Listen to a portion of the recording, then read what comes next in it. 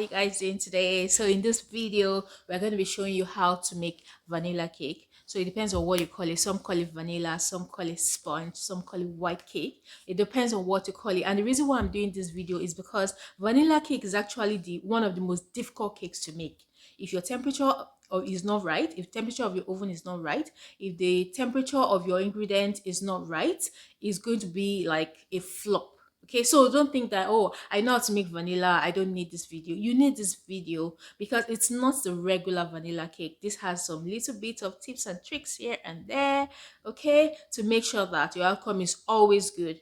So the thing about vanilla is sometimes you make it the first time it's good, the second time it has an issue. So this ensures that your vanilla is always good. It comes out always good. Okay, so this is a tested and trusted recipe. For the OGs in the house, you know that my all my recipes are tested and trusted. I don't just give it out to you because I feel that okay, you might need it. I know that I have done it myself. I've used it for years, and trust me, this is the only recipe you need, and you can use it to make any kind of other cakes, whether coconut cake, strawberry, marble cake. Is versatile. Okay, so once you make this single batter, from that single batter you can make different recipes from it. So even if you are thinking of starting a business, this is the recipe you need. It's cheap, it's fast, it's affordable. All right, so without further ado, enough of talking, let's go. Okay guys, so like I said, this is what we're going to be using for our vanilla cake. This is the flour. I've added my baking powder and baking soda into this flour, and I'm going to be using unsalted butter. Okay, unsalted butter. This is not salted because there is already salt in my flour. And this is my milk, and in this milk I've added 1 tablespoon of white vinegar. So it is actually butter milk that I have here. So, and here is my butter. I just want to show you the kind of butter I use. I use any brand. I'm not very particular about brand. So this is my butter cut into cubes, and my oil. You use any kind of oil, but ensure that your oil has no flavor. And I'm also going to be using eggs. Okay, my egg, I normally use 4, but for this particular egg I'm using, it's kind of small, so that's why I'm using 5 at room temperature. And if you notice here, I'm using flour, but I'm not using the regular flour, guys. I'm using cake flour. Can you see? I'm using cake flour. I'm not using all-purpose flour for this recipe. You know, I told you that we're going to be having some little bits of tips and tricks to ensure that your cake comes out very, very fluffy and nice. So I'm using cake flour, which has a bit of gives your cake a bit of fluffiness than the regular all-purpose flour.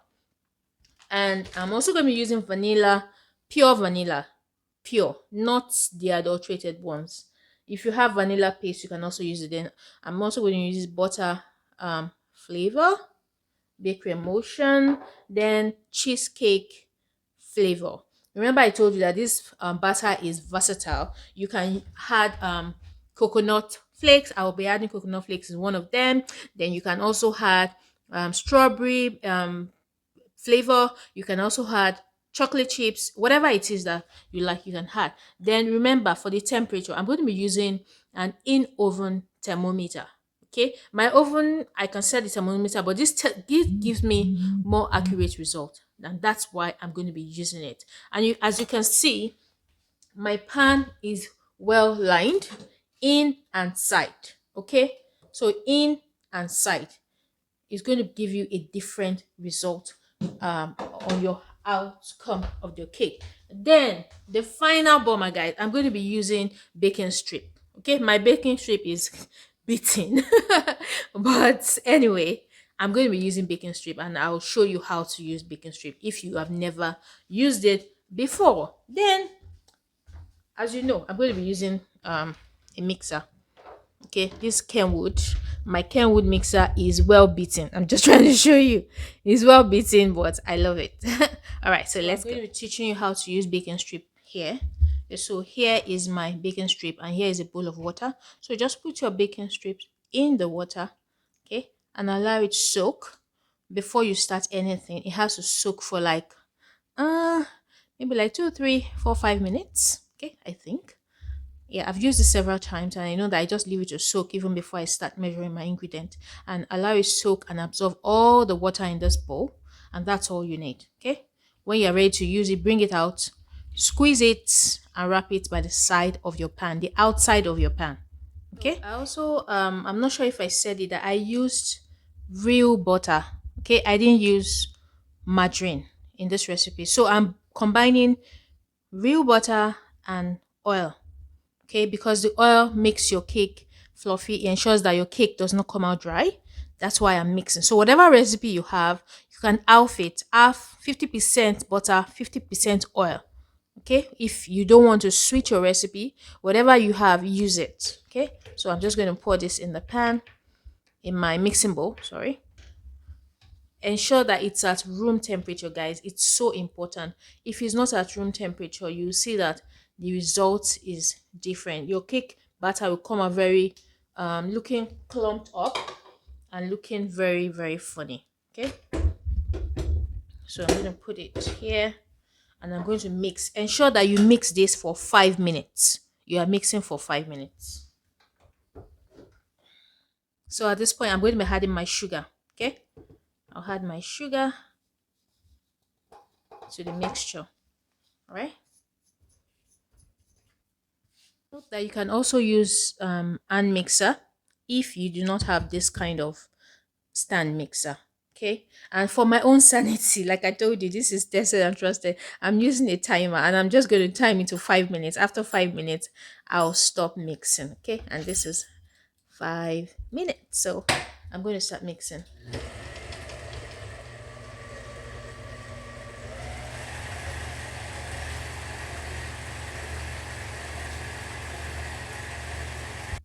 So at this point, I'm going to be adding my vanilla.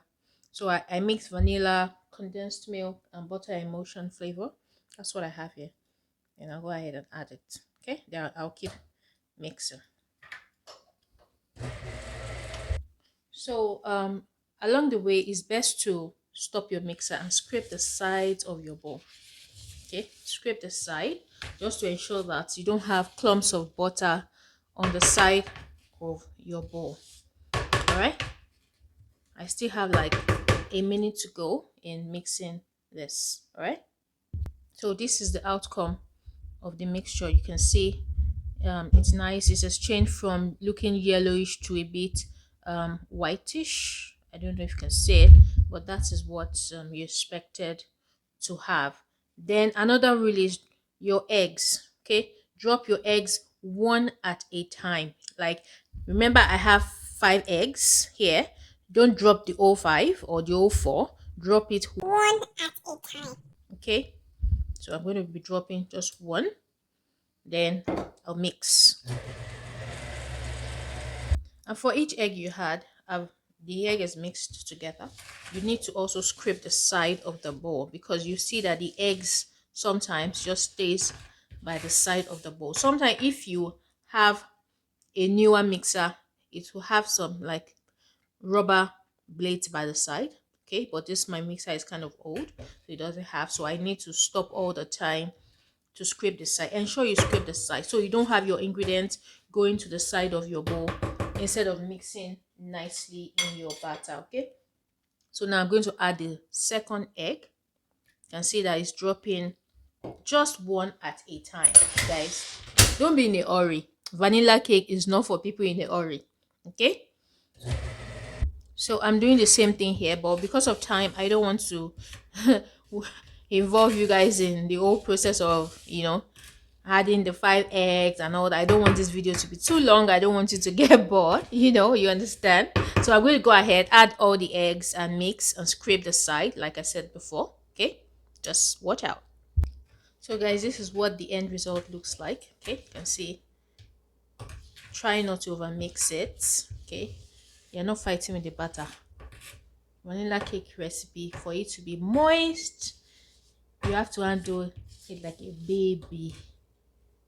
Okay, so I'm scraping the sides, and I've not even added my flour and my buttermilk, and this is what I have. You can see how nice it looks already. Okay, so I'll go ahead, add my flour But when you're adding your flour, remember when you add your dry ingredients, start with dry, end with dry. Okay, that's the rule. Start with dry, end with dry. So I'm going to add my flour in 3 batches. I'm not going to add everything at once, just in 3 batches. Okay. My mixer is kind of stubborn. So when you add your flour to the batter, ensure that your mixer is on low speed. If not, you have flour everywhere. Okay, start very, very, very low. You don't want your batter everywhere.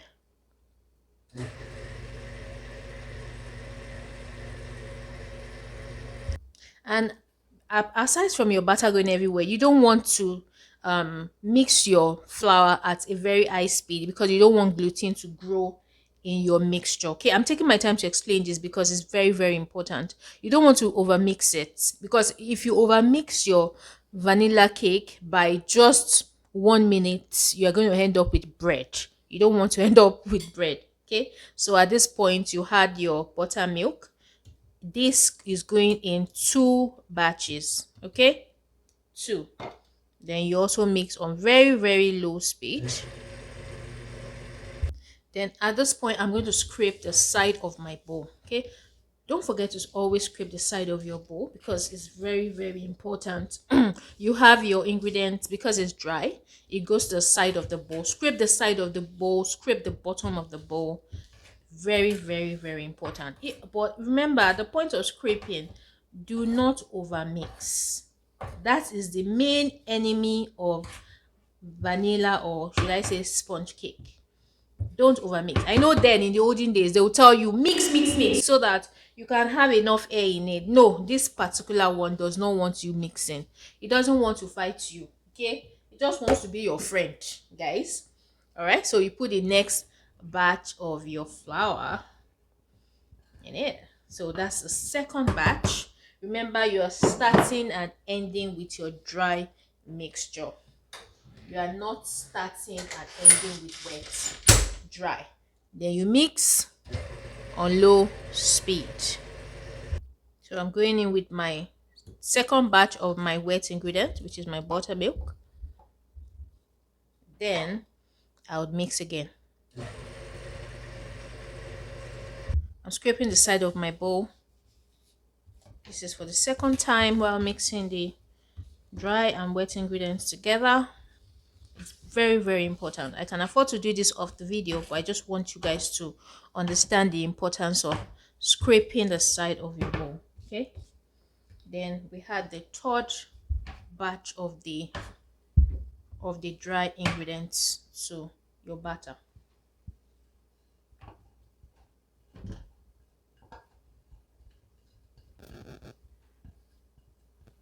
Okay, that's it.